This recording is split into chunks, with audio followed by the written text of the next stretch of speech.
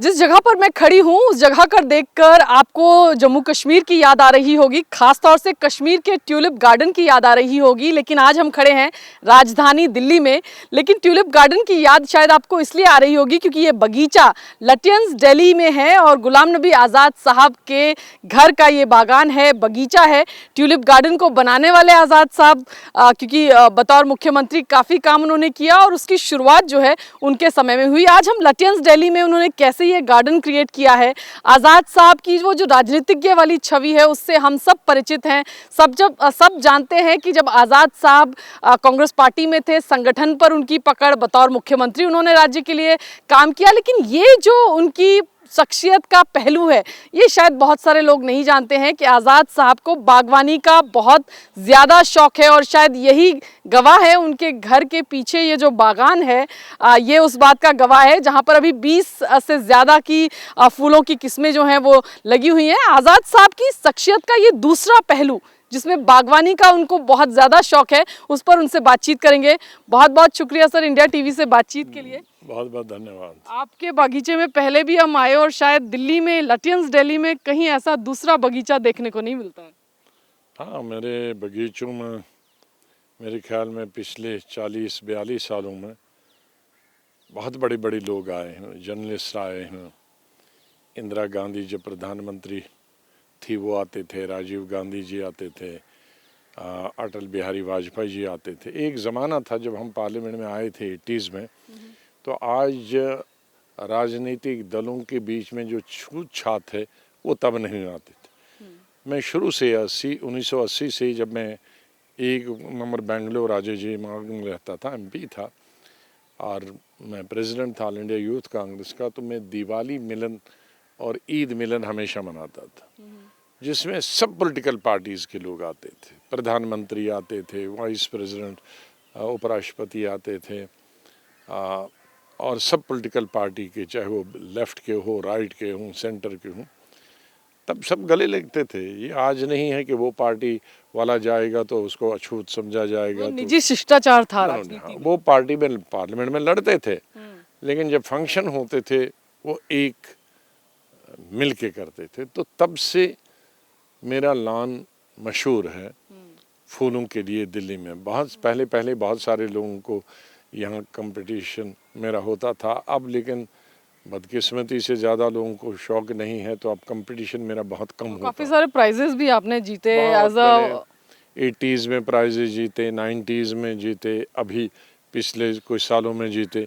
अब मैं प्राइज़ के लिए जाता भी नहीं हूँ, कंपटीशन में नहीं जाता हूँ, क्योंकि सब लोग कहेंगे कि बड़ा अजीब आदमी है, अगर ये हर साल प्राइज़ लेगा तो हमारी बारी कब आए। तो इसलिए मैं कंपटीशन का बेंचमार्क आप नहीं, तो अब कंपटीशन के लिए मैं जाता नहीं। ये आपको शौक बागवानी का, सर थोड़ा आगे चले और देखें आपके, क्योंकि अलग अलग तरह के फूल हैं यहाँ पर और जैसा सर से मेरी पहले बात हो रही थी, 35 से 36 किस्म के फूल जो हैं लगाते हैं यहाँ पर हर साल। लेकिन इस बार क्योंकि मशरूफियत थी, नई पार्टी को खड़ा करना है और जम्मू कश्मीर में काफ़ी मसरूफियत रही आज़ाद साहब की यात्रा की और बाकी तमाम चीज़ों में, इस वजह से इस बार थोड़ा कम फूल आप लगा पाए, ऐसा। देखें, इसकी तह में अगर जाएं कि कब से ये हम फूल लगा रहे हैं तो बड़ा आश्चर्य होगा, आपको बड़ी हैरानी होगी कि क्या इतना बहुत पहले से भी किसी को किसी चीज़ का शौक हो सकता है। ये तकरीबन ज़माना है जब मैं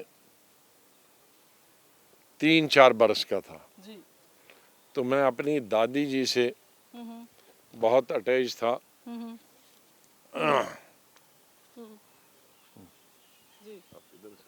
जी मैं अरे आप उधर से आओ लेते, इधर देखो ना।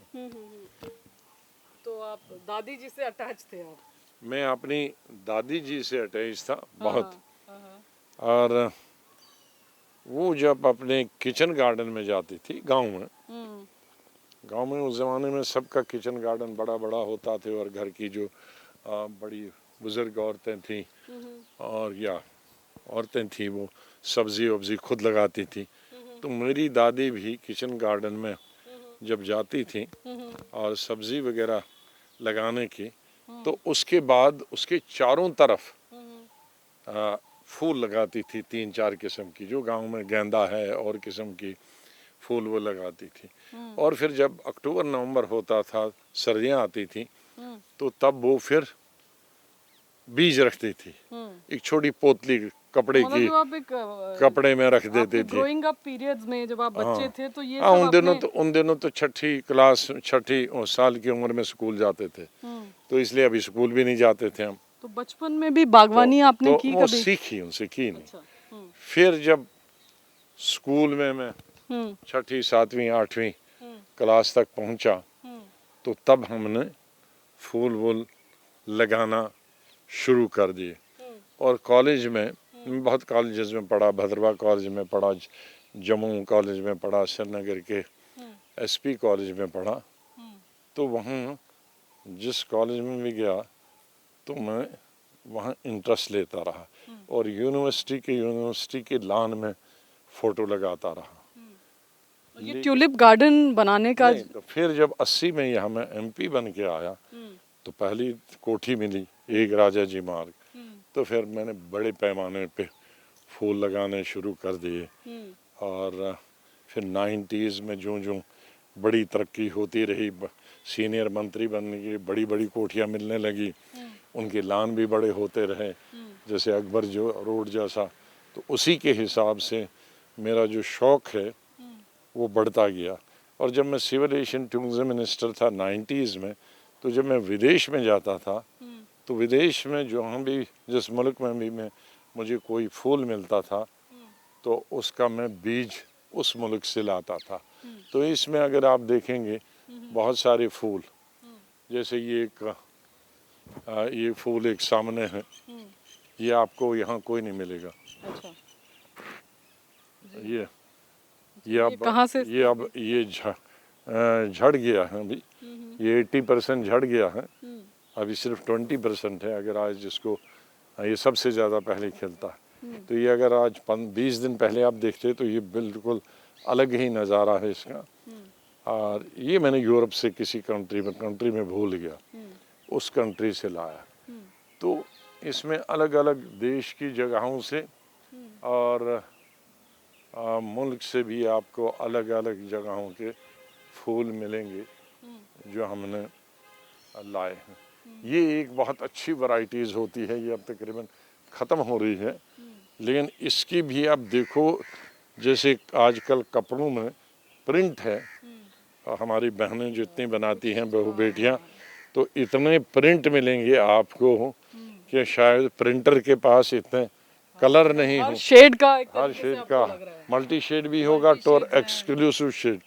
ये भी तकरीबन अब 70% मर गए हैं या मरने वाले हैं। लेकिन सर आपने इतने इम्पोर्टेंट पोर्टफोलियोज आपके पास रहे, आप मुख्यमंत्री रहे, उसके अलावा parliamentary affairs minister, health minister, तमाम मंत्रालय आपने देखे, और तमाम बड़े अगर हम कहें कांग्रेस पार्टी में जब आप थे, संगठन पर आपकी पकड़ थी, उस मसरूफियत के बीच ये टाइम कैसे निकाल लेते? ये मेरी खाने, रेस्ट और नींद से निकलते थे, क्योंकि ये लॉन जिन दिनों सितंबर अक्टूबर से शुरू हो जाता है, बीज लगाना और सैपलिंग्स लगाने, पौध लगाने, और फिर ये दिसंबर वाला पीरियड, जनवरी पीरियड ज़रा ठंडा होता है, क्योंकि इनको पानी लगाने की भी ज़रूरत नहीं पड़ती है, और गुड़ाई वडाई भी नहीं होती है, गुड़ाई सब पहले हो गई होती है।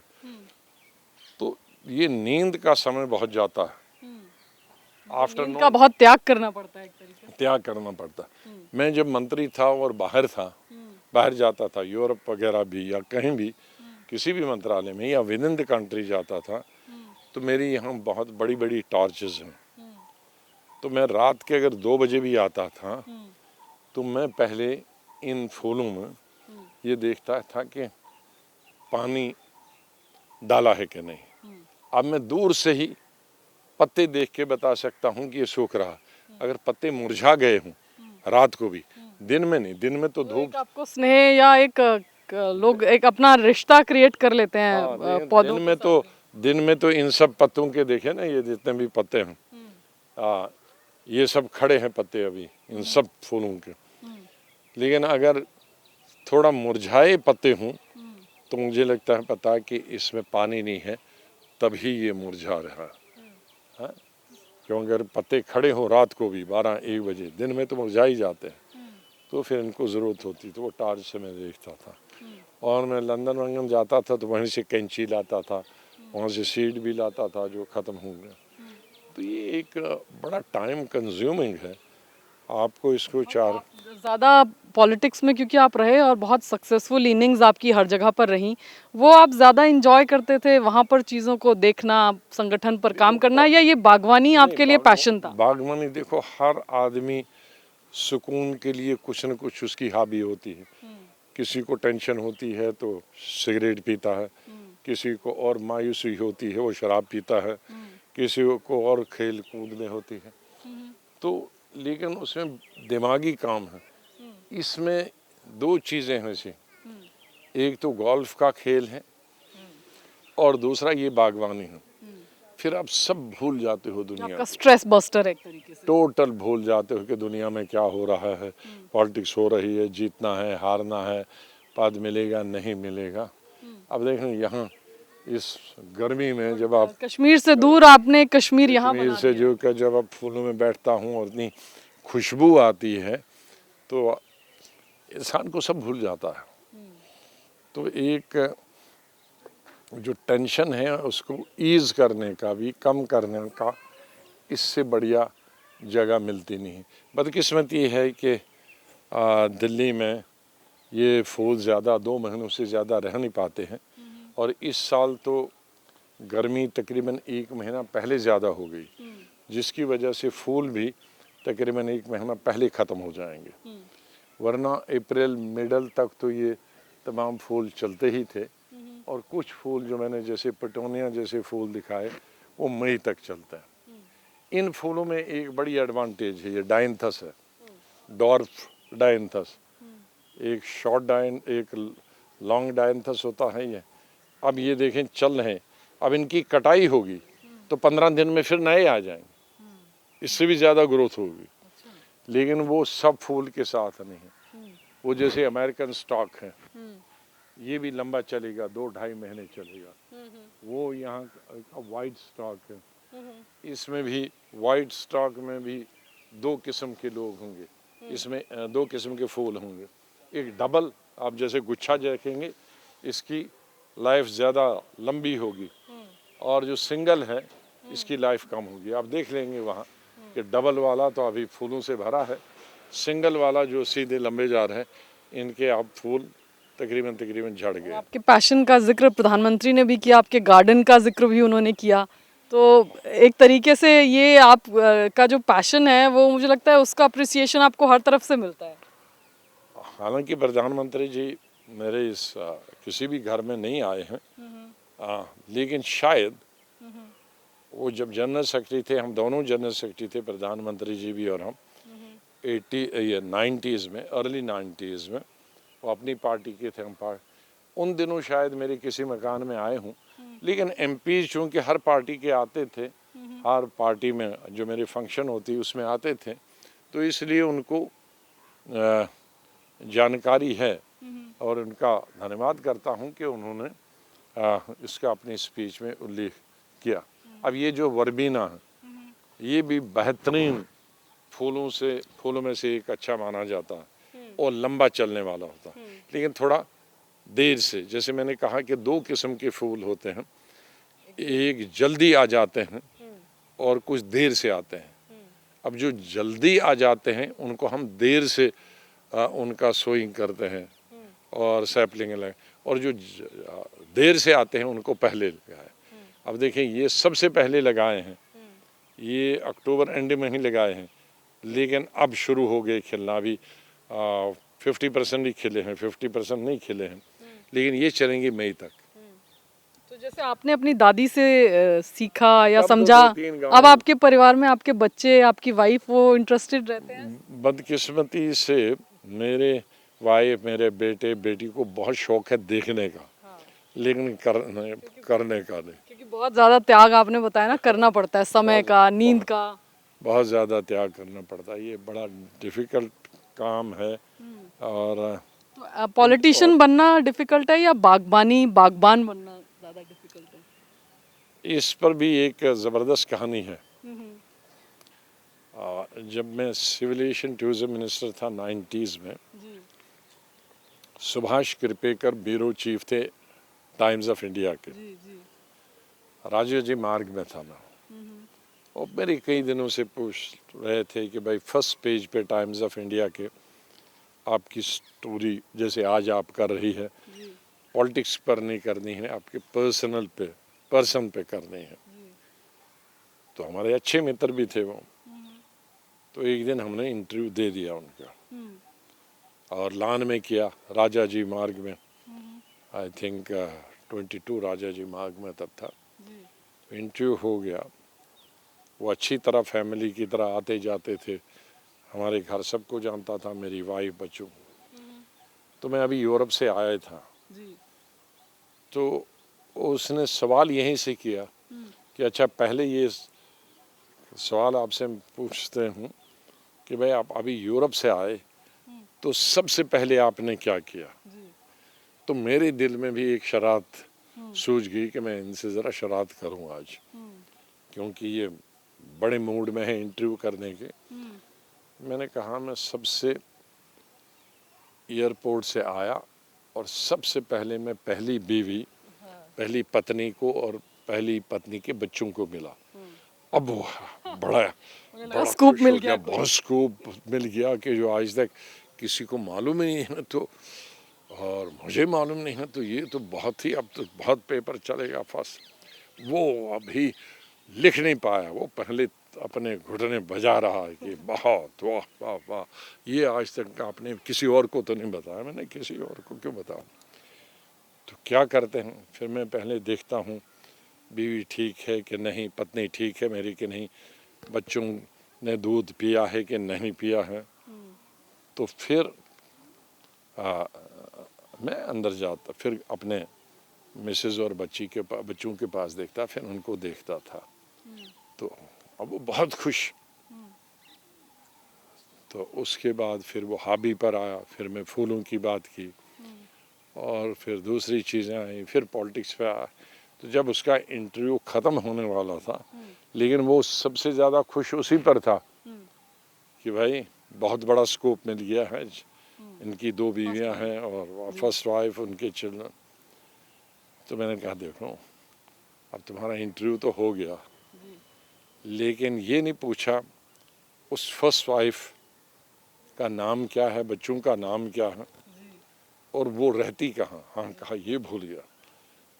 तो मैंने कहा कि उसमें फूल लगे थे, तो मैंने कहा जिस लान में हम बैठे हैं ये मेरी फर्स्ट वाइफ है और ये सब फूल हैं ये मेरे बच्चे। तो उसको ऐसा हो गया कि जैसे गर्म तवे पे आप फ्रिज से निकाला हुआ पानी डालोगे। कहा बेड़ा गर्क, मेरा तो इंटरव्यू सारा तबाह बर्बाद हो गया। हाँ कुछ और सोच रहे थे। आप इस इंटरव्यू में क्या याद रहे। तो मैंने कहा अच्छा मैं तुम्हें खुद बता देता हूँ स्कूप के लिए। कहा क्या। मैं कहा तुम पूछो अब, अगर मैं पॉलिटिशियन नहीं होता तो क्या होता। तो उसने फिर पूछा कि अगर पॉलिटिशियन नहीं होते तो क्या होते। तो मैंने कहा मैं गार्डनर होता। तो फिर उसने वो हेडलाइन लगाई मेरी कि if I were not a politician I would have been a gardener. तो स्टिल अभी भी आज़ाद साहब को लगता है कि कोई टाइम ऐसा है कि पॉलिटिक्स से थोड़ा टाइम मिले और फुल टाइम गार्डनिंग करूं मैं। हाँ तो अभी भी तो मैं आपकी फुल बताता फ्लेज हूँ, पार्टी भी है। इतने साल कि जब भी फुल फ्लेज रिटायर हो जाऊंगा, हालांकि मेरे रिटायरमेंट के आम लोगों के सोचने से डिफरेंट है। मैं एज के हिसाब से इम्प्रेस नहीं होता हूँ। जब तक आप कुछ कर सकते हो, जब तक आप फिजिकली और मेंटली फिट हों, तो तब तक आप अपना जिस चीज़ में आप ज़िंदगी में रहे हैं, जिसमें आपकी एक्सपर्टीज़ है, उसको क्यों छोड़ोगे।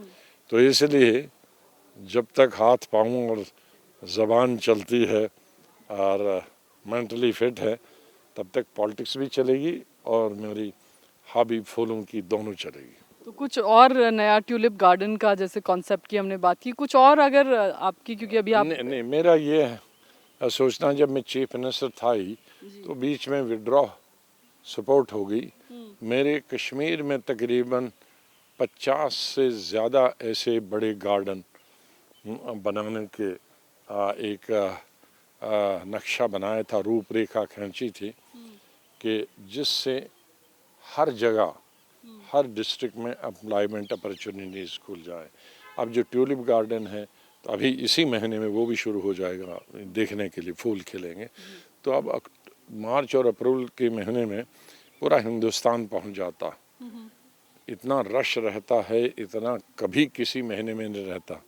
पिछले साल मैं खुद देखने गया तो नॉर्मली जहाँ मेरे गेस्ट हाउस से जहाँ मैं रुका था वहाँ से 5 मिनट लगते हैं, तो मुझे खुद 45 मिनट लगे मेरी गाड़ी को सायरन करके, हालांकि सबको क्रॉस करके। तो कई लोगों को तो 6-6 घंटे लगते हैं आधे 15 मिनट में।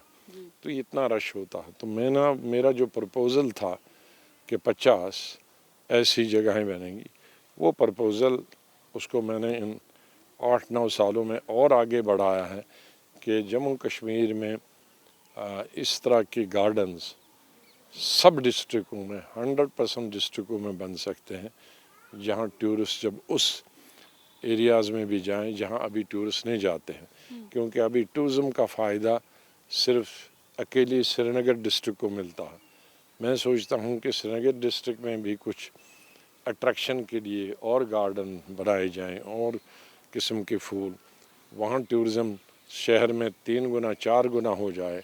लेकिन हर डिस्ट्रिक्ट में भी कोई अट्रैक्शन के लिए गार्डन बनाए जाए जिसमें अलग अलग फूल हैं। जैसे यहाँ मेरे अभी तकरीबन यहाँ पर, अच्छा, आप हर साल एक ही मतलब 35-36 आपने बोला वैरायटीज आप लगाते हैं, तो वो एक ही तरह की वैरायटीज होती हैं या हर साल ना कुछ चेंज हो जाते हैं? नहीं, कुछ जो जगह उनकी चेंज हो जाती है। अच्छा। जैसे ये फूल था, ये पिछले साल आगे था, इसको आगे से पीछे किया। वो दूसरा था, आगे था, उसको पीछे किया। यहाँ भी ये फूल पीछे थे, वो आगे थे, या जगह चेंज कर दी एक जगह। तो एक ही जगह में हम उनको नहीं आप एक लगा। अच्छे एग्रीकल्चर मिनिस्टर भी साबित होते हैं अगर एग्रीकल्चर नहीं, फ्लोरिकल्चर। फ्लोरिकल्चर, अच्छा, एग्रीकल्चर सिर्फ फ्लावर्स से आपको फूल आते हैं फ्लोरिकल्चर में। जी, अच्छा, तो हॉर्टिकल्चर में आते हैं हमारे जो सेब वगैरह फ्रूट, और एग्रीकल्चर आता है हमारी फूड प्रोडक्शन, फ्लावर्स में ज्यादा इंटरेस्ट तो वो फ्लोरिकल्चर है। अच्छा। हाँ, एग्रीकल्चर में मुझे ज़्यादा रुचि नहीं है। हॉर्टिकल्चर में ऑफ कोर्स वेरी लिमिटेड, लेकिन फ्लोरिकल्चर में मेरी फुल फ्लैज इंटरेस्ट है। एक सवाल, क्योंकि आपकी पार्टी भी है आज़ाद डेमोक्रेटिक प्रोग्रेसिव आज़ाद पार्टी, आपने अगस्त में नींव भी रखी, काफ़ी जनसभाएं आपने की, उस पर कैसा काम चल रहा है? अभी आप संतुष्ट हैं अपनी जर्नी से वहाँ से जैसे शुरू की? बहुत मैं संतुष्ट इसलिए ज़्यादा हूँ, परिणाम चाहे कुछ भी निकले, लेकिन मैं इतने 40-45 साल नेशनल पॉलिटिक्स की, तो शायद इतना प्यार कभी नहीं मिला, और शायद इंटीरियर इतना मैंने किया। मैं अपनी स्टेट में जाता था तो कोई सरकारी फंक्शन होता था या पार्टी का एक आध फंक्शन होता था, कुछ लोगों को मैं जानता था, लेकिन इन सिर्फ 5 ही महीनों में मैं शायद जितने लोगों को 50-60 साल से जानता हूँ उससे 100 गुना या 1000 गुना अब लोगों को जानता हूँ। हाँ, क्योंकि मैं डायरेक्ट उनके बीच में जा रहा हूँ, वो मुझे जानते हैं और मैं उनको जानता हूँ। तो आज मैं ये कह सकता हूँ कि मैं सरपंच को भी जानता हूँ, एक्स सरपंच को भी जानता हूँ। कि आपकी रैलीज में, आपकी यात्राओं में हमने देखा भीड़ बहुत ज़्यादा थी, काफ़ी संख्या में लोग आपको सुनने देखने, और ऊपर वाले की मेहरबानी में है कि जो बीमारियाँ आज हिंदुस्तान में है हिंदू मुस्लिम की, मेरे साथ वो प्रॉब्लम नहीं। मैं हिंदू भाई भी मेरे साथ उतना ही हैं जितने मुसलमान भाई। आपका एक्सेप्टेंस जो है वो पैन एक तरीके से, यहाँ भी हमारे 40-45 साल में मैंने जब भी कोई काम किया, मैंने धर्म के आधार पे कभी नहीं काम किया, और उनके बीच में मैंने फ़र्क कभी नहीं समझा। मेरे लिए तो सब धर्म का आदर है, इज़्ज़त है, रिस्पेक्ट है, और जब भी कोई काम किया तो सबके लिए किया और मेरिट पे किया। लेकिन आपकी जो पुरानी पार्टी है वो कहती है कि बी टीम की तरह आप बीजेपी के जम्मू कश्मीर में काम कर रहे हैं, कैसे आप उन तमाम आरोप? उन चीज़ों के क्या कहेंगे, मैं भी कह सकता हूँ कि वो भी बी टीम की तरह काम करते हैं। जब हम इतने इलेक्शन हारते हैं, गुजरात हारे, मैं कहूँगा, मैं ये भी कह सकता हूँ कोई गया ही नहीं वहाँ तो बीजेपी को जीतने दिया है? मैं ये कह सकता हूँ कि आज कई मुख्यमंत्रियों ने कई पार्टीज़ में लेटर लिखी सरकार को एजेंसीज के खिलाफ, कांग्रेस ने नहीं किया। तो कहने को तो मेरे पास भी 50 ऐसे आरोप हैं, है? लेकिन ये सोच छोटी, राजनीति में आरोप लगाना तो ये एक छोटी सोच है, ये एक छोटी सोच। लेकिन क्या आज़ाद साहब किसी के साथ अलायंस आप करेंगे अगर इलेक्शन होता है, जिस तरह से प्रोसेस वहाँ पर चल रहा है, चुनाव जब होंगे तो राजनीतिक तौर पर कैसे अपने आप को आप देखते हैं? अभी तक तो कुछ नहीं सोचा। अभी तक तो हम अपने ही बलबूते पे हर जगह अपनी ज़मीन बना रहे हैं। और मैं ये कह सकता हूँ कि बहुत थोड़े समय में ये पार्टी को खड़ा करना कोई आसान काम नहीं है। और रजिस्ट्रेशन जो बहुत मुश्किल बनाई है अब इलेक्शन कमीशन ने किसी नई पार्टी के लिए रजिस्ट्रेशन बनाना, क्योंकि हासिल करना, क्योंकि पिछले साल ही इलेक्शन कमीशन ने 1500 पॉलिटिकल पार्टीज़ को डी रिकग्नाइज किया। अब वो बड़े आसानी से रिकग्निशन नहीं देते हैं या रजिस्ट्रेशन नहीं देते हैं। वो थोड़ा प्रक्रिया जटिल हुई। हाँ, जटिल हो गए। लेकिन उन्होंने हमारी 3-4 महीनों की परफॉर्मेंस देखी तो उन्होंने हमको जनवरी में रजिस्ट्रेशन कर दी कि हाँ, ये पॉलिटिकल पार्टी नकली नहीं है, 2 आदमियों की नहीं है, वाकई रीजनल पार्टी, तकड़ी पार्टी बन के उभर आ रही है। तो अलायंस अभी किसी के साथ रूल आउट भी नहीं करेंगे और किसी के साथ अभी किसी के साथ रूल आउट में, क्योंकि राजनीति में किसी चीज़ को रूल आउट नहीं किया जा सकता। राजनीति है ही ऐसे कि जो कभी सोचते हैं, जिसकी आप कभी कल्पना ही नहीं करते हैं, वो भी हो जाता है। तो मतलब अभी सारे ऑप्शंस, विकल्प खुले हैं। जैसे लोग कहते हैं फुल स्टॉप नहीं होता है, कॉमा होते हैं राजनीति में, और आगे कामा होता है, कामा होता है, कोलन होता है, सेमी कोलन होता है, फुल स्टॉप नहीं होता। फुल स्टॉप होए तो उसका मतलब है कि आपने सब ऑप्शन बंद किए और फिर सो जाओ। तो आज़ाद साहब अभी सारे ऑप्शन खोल के रखेंगे? हाँ बिल्कुल, सब ऑप्शन खुले हैं अभी। सर एक सवाल, अगर आप जो जिस तरह से अभी कंट्रोवर्सी हुई, राहुल गांधी कैम्ब्रिज में गए, तमाम चीज़ें उन्होंने कहीं, फिर बीजेपी कहती है कि फॉरेन सॉइल पे जाकर के राहुल गांधी ऐसा क्यों कह रहे हैं, देश की बदनामी कर रहे हैं, शर्मनाक है। आपको क्या लगता है? अभी उन दोनों के बीच में झगड़ा है, वो उनको गालियाँ देते हैं, उनको गालियाँ देते हैं। जब भी राहुल गांधी को मौका मिलता है तो वो बीजेपी के खिलाफ बोलते हैं, जब बीजेपी को कोई मौका मिलता है वो राहुल गांधी के खिलाफ मिलता है। लेकिन मुझे नहीं, उससे न राहुल गांधी को कुछ मिलता है न बीजेपी को कुछ मिलता है। तो मैं इन चीज़ों पे यकीन नहीं रखता हूँ। ये एक दूसरे पर गाली गलौज देना या वो उनके बीच का काम है, मैं उसमें इंटरफेयर नहीं करता। बहुत बहुत शुक्रिया सर हमसे बातचीत के लिए। तो आज़ाद साहब के इस बागान में हम आज घूमे, पूरा इस बगीचे में काफ़ी किस्म किस्म के फूल यहाँ पर लगे हुए हैं।